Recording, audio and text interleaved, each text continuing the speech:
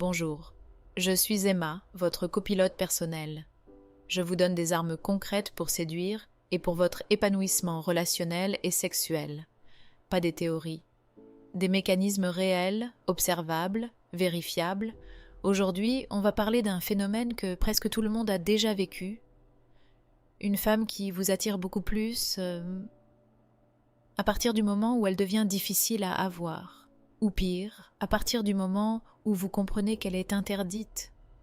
La femme en couple, la collègue avec qui il ne faudrait pas franchir la ligne, la fille qui dit clairement « on ne devrait pas faire ça ».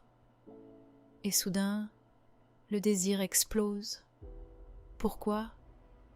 Pourquoi ce qui est interdit devient presque toujours plus intense que ce qui est disponible ? Si ce sujet correspond à des situations que vous avez déjà observées dans votre vie, prenez une seconde pour aimer la vidéo, la partager à quelqu'un que ça peut faire réfléchir, et si vous avez la gentillesse de le faire, abonnez-vous et activez les notifications. On va analyser ce mécanisme de manière très concrète. Premier mécanisme très simple, le cerveau humain donne plus de valeur à ce qui est rare ou inaccessible. Ce phénomène est extrêmement documenté en psychologie. On appelle ça le principe de rareté. Une expérience célèbre menée par le psychologue Stephen Warshall dans les années 1970 est très claire.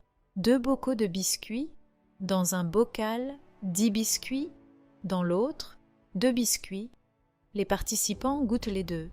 Résultat, les biscuits du bocal presque vide sont jugés plus bons, plus désirables et plus précieux, alors que c'est exactement le même produit. La rareté change la perception. Maintenant, appliquez ça aux relations. Une femme qui est très disponible, toujours joignable, clairement acquise, devient mentalement abondante. Et le cerveau humain traite l'abondance comme quelque chose de moins précieux. À l'inverse, une femme difficile à atteindre, occupée ou socialement interdite devient rare. Et la rareté crée immédiatement une augmentation du désir. Deuxième mécanisme, la réactance psychologique. C'est un phénomène étudié en psychologie sociale depuis les années 1960. Le principe est simple. Quand une liberté est menacée ou interdite, le cerveau humain ressent un besoin très fort de la récupérer. Exemple très simple dans la vraie vie. Un panneau interdit de marcher sur la pelouse. Et soudain, beaucoup plus de gens ont envie de marcher dessus. Même chose avec les relations. Quand une femme dit « on ne devrait pas », le cerveau interprète ça comme « une liberté est limitée ». Et cette limitation augmente la motivation. C'est exactement le même mécanisme qui explique pourquoi les adolescents sont attirés par ce qui est interdit, les relations secrètes deviennent plus intenses, les aventures extra-conjugales déclenchent parfois des passions très fortes. Pas parce que la personne est forcément plus compatible, mais parce que l'interdit augmente la tension psychologique. Troisième mécanisme, le secret. Les relations cachées ont une intensité particulière. Pourquoi ? Parce que le secret crée 3 choses très puissantes, de l'adrénaline, de la complicité, de l'anticipation. Quand 2 personnes vivent quelque chose que personne ne sait, elles partagent une bulle privée. Cette bulle crée un sentiment très fort de connexion. Des études en psychologie relationnelle montrent que les expériences émotionnelles intenses, même liées au stress ou au risque, peuvent être interprétées comme de l'attirance. C'est le même principe que les rendez-vous dans des contextes excitants, parcs d'attractions sports extrêmes, situations à forte stimulation. Le cerveau confond parfois adrénaline et attraction, et l'interdit génère exactement ce cocktail. Quatrième phénomène, quand quelque chose est interdit, il devient partiellement inaccessible, et quand quelque chose est inaccessible, l'imagination prend le relais. C'est un mécanisme très puissant. Dans la vie réelle, quand une relation est normale et ouverte, vous voyez les défauts, les contradictions, les habitudes, mais dans une relation interdite ou impossible, vous voyez moins la réalité. et vous projetez plus de fantasmes.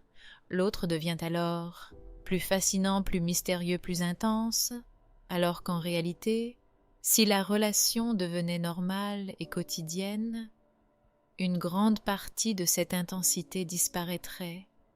C'est pour ça que beaucoup de relations passionnelles liées à l'interdit s'effondrent une fois qu'elles deviennent publiques ou stables.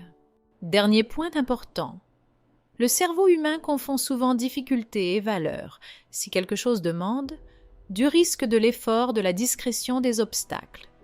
Alors le cerveau conclut, ça doit être très précieux. C'est un biais cognitif classique. On le retrouve dans les ventes, aux enchères, les objets de luxe, les compétitions sociales. Plus c'est difficile à obtenir, plus on suppose que ça vaut quelque chose. Dans les relations, c'est exactement pareil. Une femme interdite ou compliquée peut paraître extraordinairement attirante, simplement parce que l'accès est limité. Alors la vraie question à se poser est simple. Est-ce que vous désirez vraiment la personne, ou est-ce que vous désirez l'interdit autour d'elle? Parce que ces deux choses sont très différentes, et beaucoup d'hommes confondent les deux. Je suis curieuse de savoir ce que vous en pensez dans votre expérience personnelle. Avez-vous déjà ressenti un désir beaucoup plus fort pour quelqu'un, à partir du moment où cette personne devenait interdite ou inaccessible? Si oui, écrivez simplement le mot « interdit » en commentaire. Et si vous voulez continuer à comprendre les mécanismes réels de l'attirance et des relations, vous pouvez vous abonner et activer les notifications. On se retrouve dans la prochaine vidéo.